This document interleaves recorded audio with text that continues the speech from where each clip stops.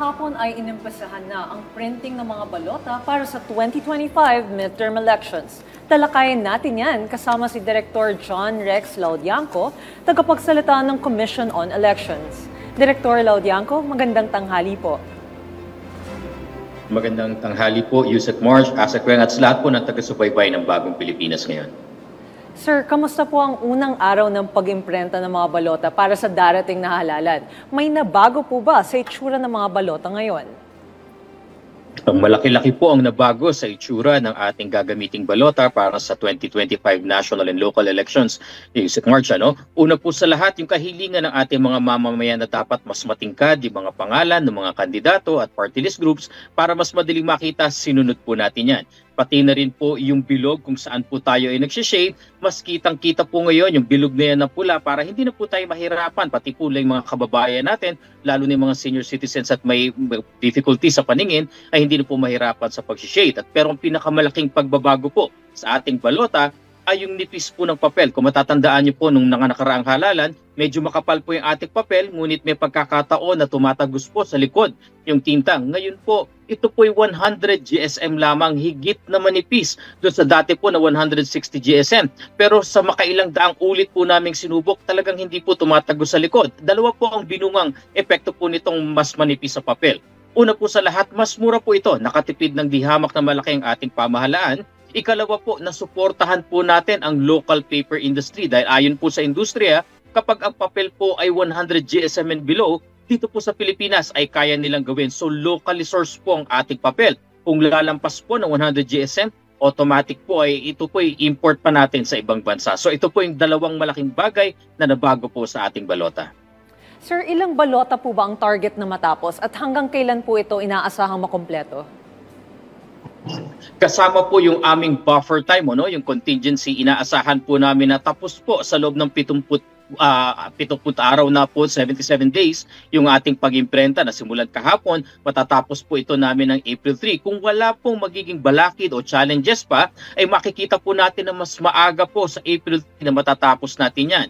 Ang kabuuang na i-imprenta po natin ng mga balota ay aabot po sa more or less 73 million. Kung saan po 71 million po dyan ay gagamitin natin po dun sa ating automated counting machine mula po sa Luzon, Visayas, Mindanao at yun naman pong mahigit 1 million ay gagamitin po para dun sa ginagawa po natin bago maghalalan, yung final testing and sealing para masigurong walang laman ng makina. Kasama rin pong imprenta yung mahigit kumulang 100,000 na mga local absentee ballots kung saan kayo po sa pamahalaan ng ating mga kapatid sa media, ang mga sundalo at iba pang kawani ng pamahalaan na may tungkulin tuwing halalan na hindi nakakaboto sa kanilang presinto ay pwede mag-avail ng local absentee voting. Mag-iimprenta rin po tayo ng humigit kumulang 11,000 po na balota na gagamitin naman po ng mga overseas voters natin kung saan nandun sila sa bansa na hindi po pinahintulutan yung internet voting. So magdadala po ng balota dyan, magdadala ng makina. So all in all po, around 73 million ballots po lahat. So sa printing po, paglilinaw lang Director, kung nagsimula na po yung pag-imprenta ng mga balota, ano po yung mangyayari sa mga nakabinding kaso ng mga disqualified candidates? Ikinagagalak po namin ulat, Askweng, na doon po sa una, doon sa mga nuisance candidate, 117 po sila sa national positions na natanggal at more or less 60 plus po sa local positions ng mga nuisance candidate. Lahat po ay naresolba ang kaso at karamihan po sa kanila kahit po umakyat sa Korte Suprema ay hindi nag-issue po ang ating kataas-taasang hukuman ng temporary restraining order. At pagkalipas nga po ng 5 araw mula ma-serve sa kanilang notice, walang TRO, naging final and executory po ang decision ng COMELEC na implement po namin yan. Tinanggal po namin sila sa balota. Doon sa mga iba pa pong kaso na nakabinbin pa, na wala pa rin pong na-issue na TRO, samantala nananatili po sila sa balota. Ngunit pag ang ulitin po namin, pag ang decision po ng COMELEC ay naging final and executory dahil natapos na po ang parte ng COMELEC, nakaakyat na sila sa Korte Suprema at sa loob ng 5 araw, wala pong nakuhang TRO. Yan po yung pagkakataon na yan na i-implement na po ng COMELEC ang aming decision. Director, ang lines ng COMELEC pagdating sa defective at spoiled ballots, ano po ba ang guidelines natin pagdating doon? Mahigpit po ang pagsusuri ng ating pag-imprenta, kaya nga po medyo hinabaan po natin ang period dahil hindi naman po ito simpleng pag-imprenta. Kailangan po lahat ng naimprentang balota ay tamang sukat at kulay, pati na rin po yung security markings, visible at invisible. Dahil pagkatapos po ng pag-imprenta, yan po ay niraran namin sa verification gamit ang mga ACM na nakatalaga para sa balota na yan. Pag hindi po binasa, nire-reject ang balota. Ganun po kahigpit yan.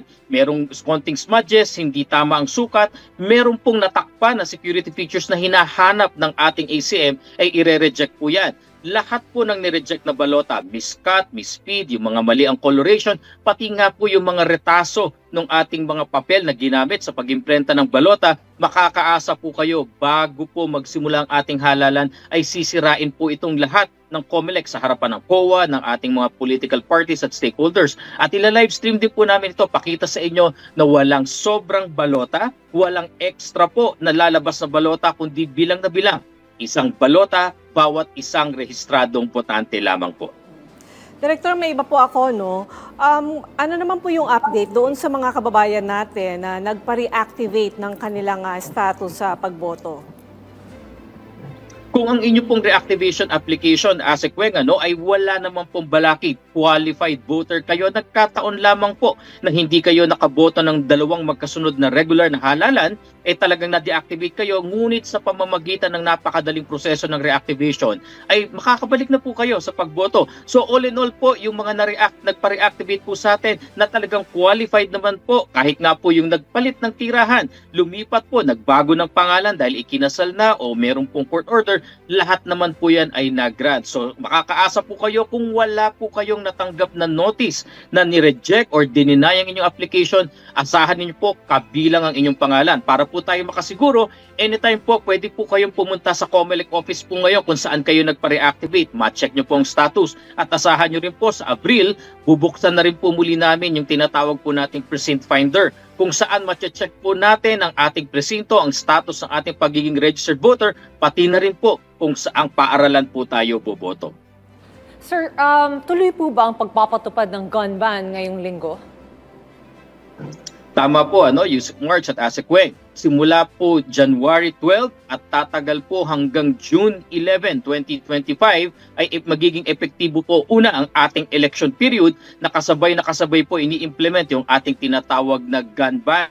Kaya po doon po sa ating mga kababayan po na bagamat kayo ay lisensyadong nagmamayari ng baril, bagamat po kayo ay merong permit to carry firearms outside of residence, kung wala po kayong certificate of authority mula po sa Commission on Elections, kayo po ay lumalabag po sa ating mga batas patungkol sa gun ban, Omnibus Election Code at pati na rin po doon sa Republic Act 7166.